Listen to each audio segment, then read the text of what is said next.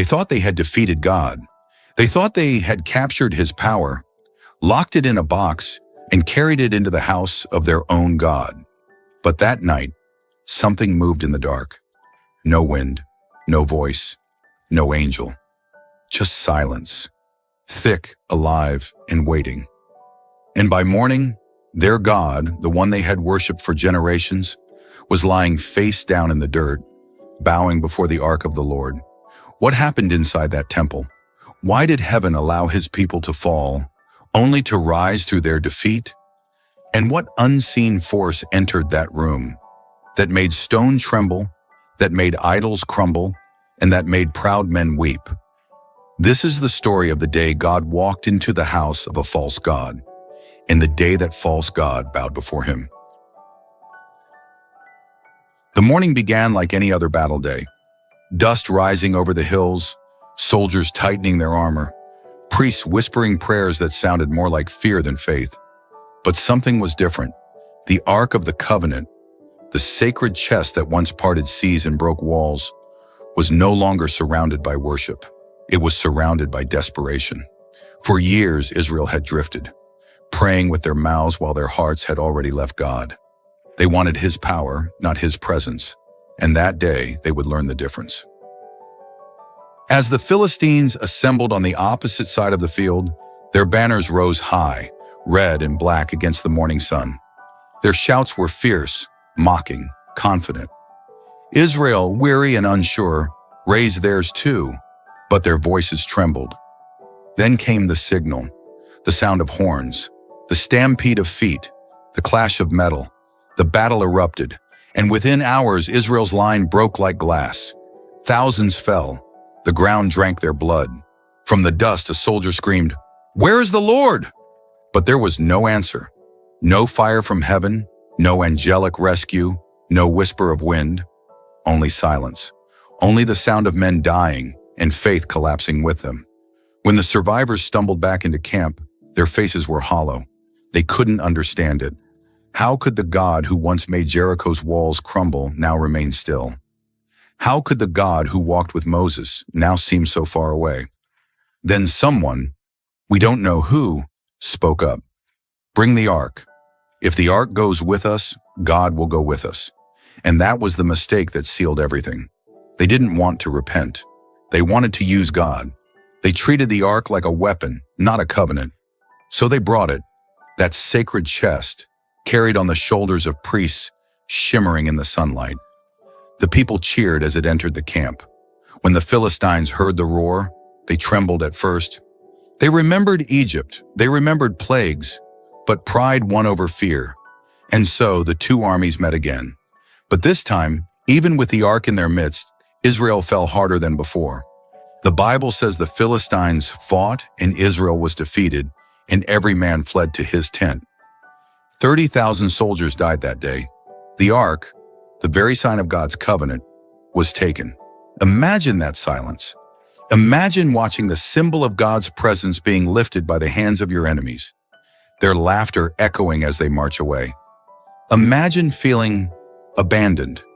The people of Israel tore their clothes, the priests fell to their knees, and somewhere, in a small house, an old man named Eli, the high priest, sat trembling.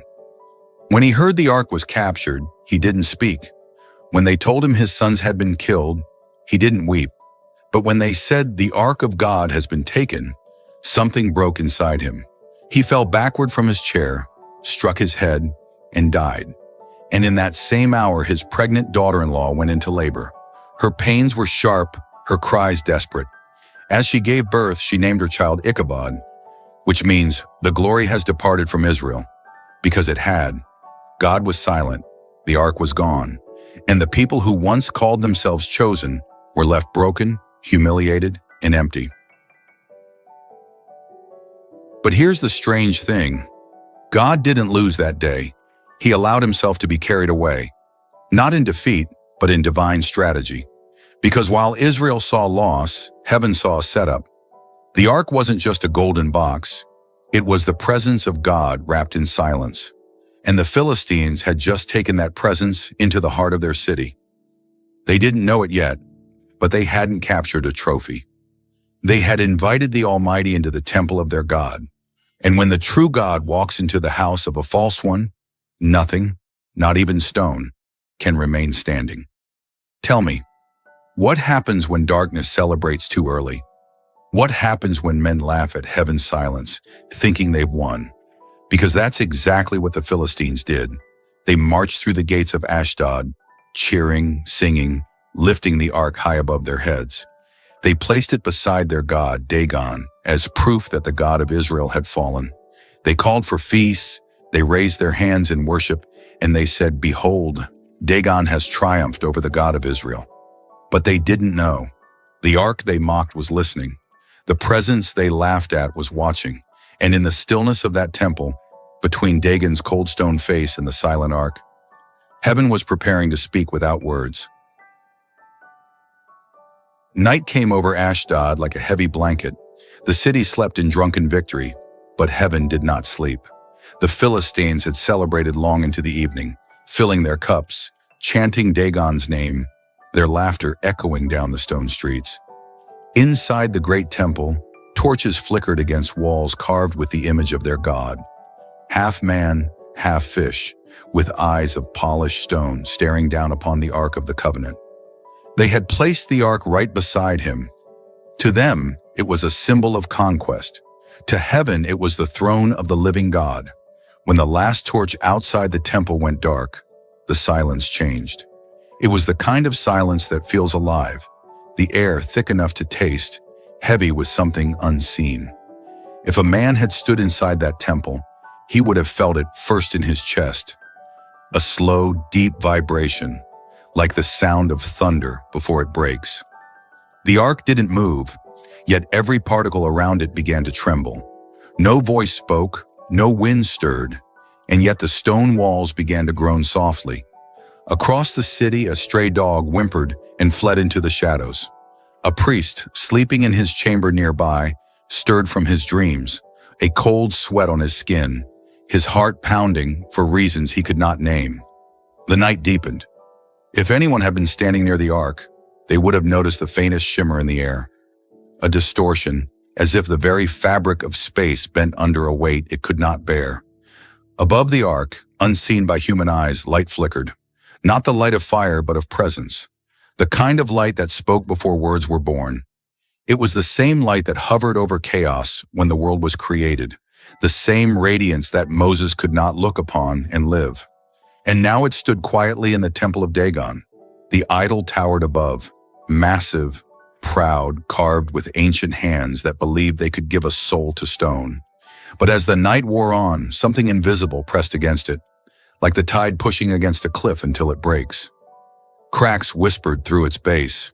A faint hum filled the air, a sound too low for human ears, but strong enough to shake eternity. And then, everything stopped. For one heartbeat, time itself seemed to hold its breath. And in the next heartbeat, Dagon fell. The sound was not of simple stone falling. It was a sound that tore through the silence like judgment. Heavy, final, impossible. His body hit the floor with such force that dust rose and lingered like smoke. The ark did not move. The presence did not shout. Heaven simply was, and that was enough. In that moment, all the unseen powers that had fed on false worship for centuries scattered like ash in a storm.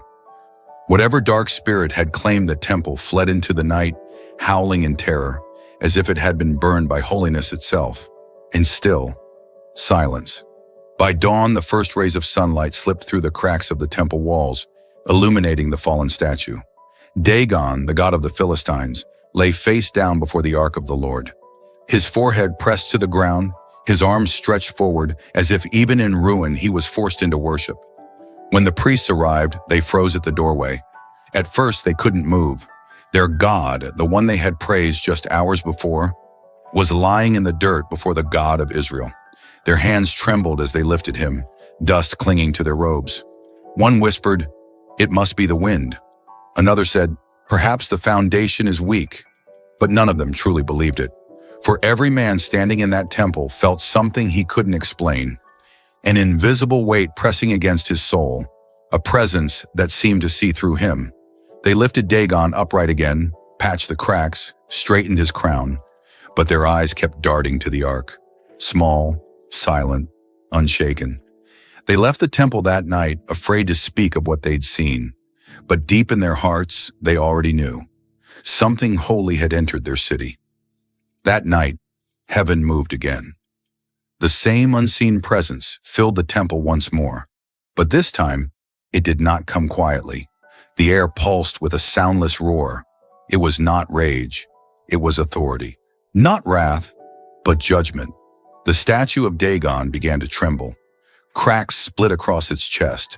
The floor itself quaked, and the very pillars groaned under the strain. Then, silence again. And suddenly the statue broke. When dawn returned, the priest opened the door and froze in horror. Dagon was on the ground again, but now his head and his hands were broken off, lying at the threshold. Only the torso remained, headless, handless, lifeless. It was no accident, it was a message. The head, wisdom, thought, authority. The hands, power, ability, control. God had not just destroyed their idol, he had dismantled its strength and silenced its mind. The priests didn't speak. No one dared approach the ark. They simply stared, and for the first time every one of them knew that what stood before them wasn't a god made by hands. It was the presence that made the hands themselves. What happens when the Almighty enters the house of the false? This was the answer. Without a sword, without thunder, without even a word, just presence. The kind of presence that turns arrogance to dust. The kind that bows kings and crushes idols. The kind that doesn't need to prove itself, because everything else simply stops existing in its light. That night, heaven didn't shout, it whispered, and even stone obeyed. The dawn after Dagon's fall was unlike any other.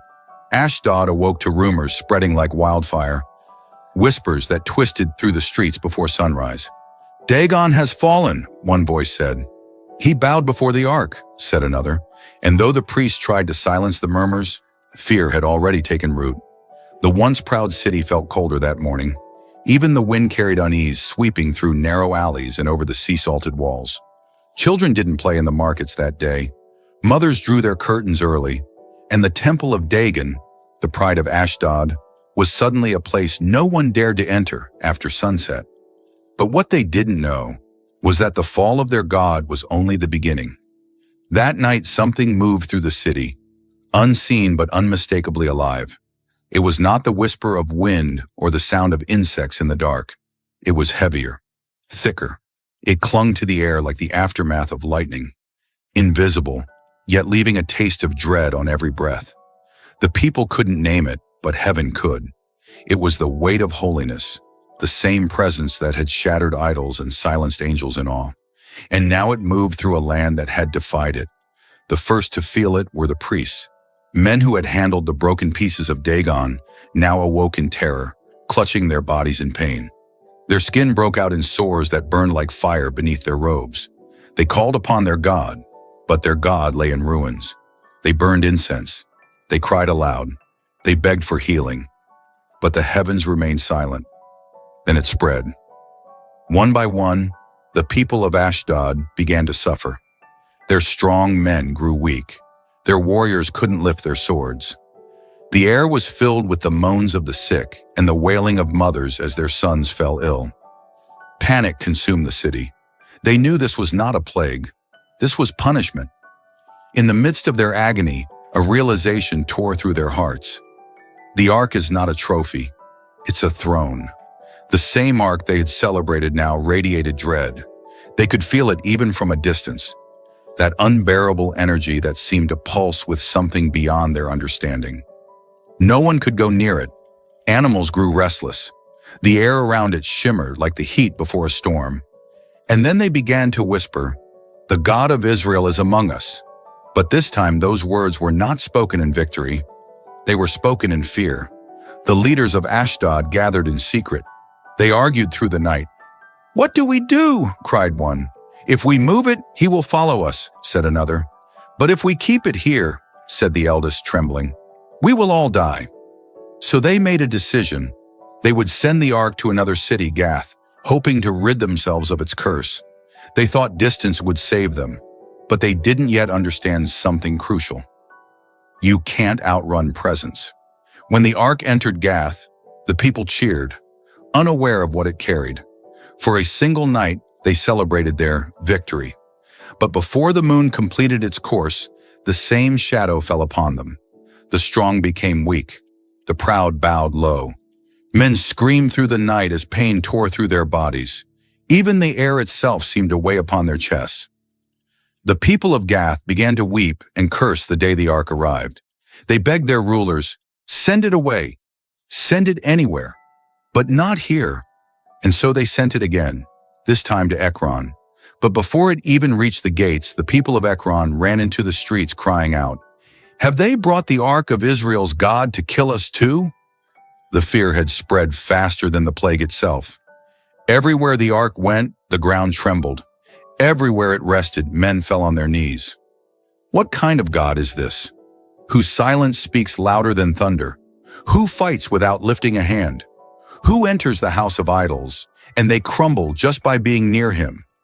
And yet, isn't this the same God who once walked with his people, who split seas and spoke through fire? If he could move mountains for love, what happens when that love is mocked? The Philistines were learning the answer. After 7 months of torment, the people cried out. They gathered their priests, their seers, their magicians, anyone who could speak to the unseen. "What must we do to make this stop?" they asked. "How do we send this ark back without dying?" The answer came trembling from one of the elders. "If you send it back, don't send it empty. Return it with an offering," another added, "for perhaps his anger will turn away." So they prepared a strange gift. Golden figures shaped like their afflictions, their tumors, their rats, symbols of their suffering. It was their way of saying, "We know what we've done. We know what you are." When the day came, they placed the ark on a cart drawn by 2 cows that had never been yoked. They didn't guide them. They didn't steer them. They simply watched. And as the sun rose, the cows began to walk, straight toward the land of Israel. They didn't turn aside. They didn't hesitate. Every step was steady, like creatures being led by something unseen. The Philistine lords followed them for miles, afraid to draw near, yet unable to look away. They watched as the ark crossed from their land into the fields of Beth-Shemesh. And there finally the cows stopped. It was over. When the people of Israel saw the ark returning, they wept. They lifted their hands and cried aloud, for what was lost had come home again. But what no one realized was that this story was never just about a box. It was about a God who will never share his glory with another. He doesn't need to raise a sword to prove himself. He doesn't need to speak to make his presence known. All he has to do is be. And when he is, even gods made of stone bow down. Even nations tremble. Even the proudest hearts fall silent. Sometimes we think we can contain God, that we can build walls around holiness or control it when it moves. But this story reminds us, you can't cage the divine.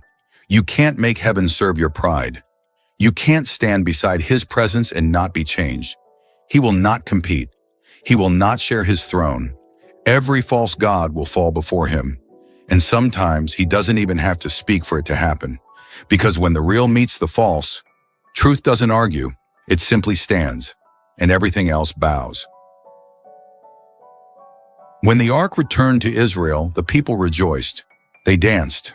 They sang. They thought the nightmare was over. But heaven was still watching, quietly. Because while the Philistines had treated the ark like a trophy, Israel had begun to treat it like a memory. And the presence of God, the same one that had silenced Dagon, crushed pride and humbled nations, was about to remind his own people what holiness truly meant. The ark stopped in a field belonging to a man named Joshua of Beth-Shemesh. He was harvesting wheat when he saw the cart approaching. His tools fell from his hands. He called his neighbors, and soon the whole village gathered, standing in awe as the sacred chest, the very seat of God, returned home. They broke the cart apart and used the wood as fire. They offered the cows as a burnt sacrifice to the Lord. Their voices rose like smoke to heaven, filled with gratitude and tears. But beneath their joy, something else lingered. curiosity. For years, stories had been told of what lay inside the ark: the stone tablets, the manna, the rod that once bloomed in a desert. Sacred things, things only the high priest could ever see. And that's when it happened. Some men, driven by awe and pride, decided to lift the lid, just to look, just to see what made it so powerful. Maybe, they thought, if we see inside, we'll understand. Maybe God won't mind. After all, it's back home now. But God doesn't change with location. Holiness doesn't soften because of familiarity. And as soon as their hands touched what was forbidden, a wind tore through the field, though no storm was near. And in a single breath, the presence that had humbled Dagon now turned upon his own people. They fell, hundreds of them, struck down in an instant. The cries of joy turned to screams. The air thickened with fear. The people dropped to their knees trembling, whispering, "Who is able to stand before the Lord, this holy God?" And in that moment, they understood. God is not something you carry. He's not something you contain. He's not something you bring into your house and control. He is the house itself. He is the air, the storm, the unseen presence that commands both love and fear. The survivors sent word to the people of Kiriath Jearim, pleading, "Come, take the ark away from us. We cannot bear it any longer." And so the ark was carried away again, not by enemies this time, but by the trembling hands of its own people. They placed it in the house of a man named Abinadab, and there it remained for 20 years. 20 years, hidden, silent, forgotten. But the presence never left. It waited. 2 decades passed. Children grew into adults who had never seen the ark. Prophets came and went. Kings rose and fell. And though Israel still worshipped, something sacred had faded from their hearts. Their prayers became routine. Their songs became empty. Their worship uncomfortable, until one man decided that silence had gone on long enough. David, the shepherd who became king. The boy who once played his harp in the fields and spoke to God as though he were a friend. Now a man, crowned, honored, respected, yet restless. Because though he ruled over Israel, he felt something missing, something the palace could never replace, something the throne could never give. He felt the absence of presence. So David said, "We must bring back the ark of our God." He gathered 30,000 chosen men. He prepared instruments of music. He made plans not for battle, but for worship. The ark, the same one that toppled Dagon and humbled nations, would finally return to the heart of Israel. And this time, it wouldn't be hidden in silence. It would be celebrated. But even in celebration, holiness must be handled with fear. As the ark was carried on a new cart, the people sang and danced before the Lord. The earth shook with joy, but when the oxen stumbled and the ark tilted, one man, Uzzah, reached out to steady it. He didn't mean harm. He didn't mean rebellion. He meant respect. But God is not stabilized by human hands. And in that instant, he fell dead beside the ark. The music stopped. The dancing ceased. Every voice fell silent. David himself froze in horror. His joy turned to fear. He whispered, trembling, "How can the ark of the Lord come to me?" And for months he refused to bring it any further. He left it in the house of Obed-Edom. He turned back, shaken, humbled, afraid. But as time passed, news spread. Obed-Edom's house was being blessed. Everything he touched prospered. His family flourished. His land multiplied.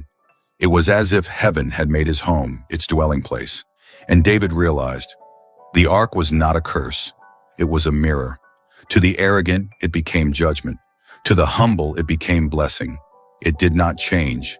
It revealed. When David finally returned to bring the ark home, he came differently. Not as a king with power, but as a servant with fear. He wore no crown. He danced barefoot before the Lord, tears streaming down his face, shouting, "This is not my glory. This is his." And the ark entered Jerusalem, not in triumph, but in surrender. Not with pride, but with reverence. The presence had come home, not just to a city, but to a heart that finally understood. And maybe that's the truth behind the whole story. It was never about Dagon, Never about the Philistines, never about Israel's pride or victory. It was about one simple thing. The presence of God will never share space with anything false. Not in temples of stone, not in nations, not even in the human heart. Every false god, whether carved of wood or made of ego, must bow. Every idol, every pride, every illusion of control must fall face down before him. Because he is not a God you invite into your plans. He's a God you surrender to. And sometimes, the only way he reminds us of that truth is by letting our Dagon fall. Maybe we've been looking at this story the wrong way. Maybe it wasn't just about a god of stone falling before the ark. Maybe it's about us. Because if we're being honest, we all have a Dagon, not carved from rock, not built in temples, but living inside our hearts. The thing we depend on more than God. The thing we run to for comfort when prayer feels silent. The thing we protect, even when we know it's breaking us. For some, it's pride. For others, it's fear. For others still, it's the need to control what only heaven can hold. We build these idols slowly, choice by choice, excuse by excuse. And before we know it, we've placed them right beside the ark, right beside the presence, as if God will share his throne with something else. But he won't. He never will. Because anything that competes with him must fall. The same God who shattered Dagon still walks into temples today. Not the kind built with stone, but the ones that beat inside your chest. He still moves in silence. He still shakes what we trust. He still topples the things that dare to stand beside his glory. And every time he does, he's not punishing you, he's reclaiming you.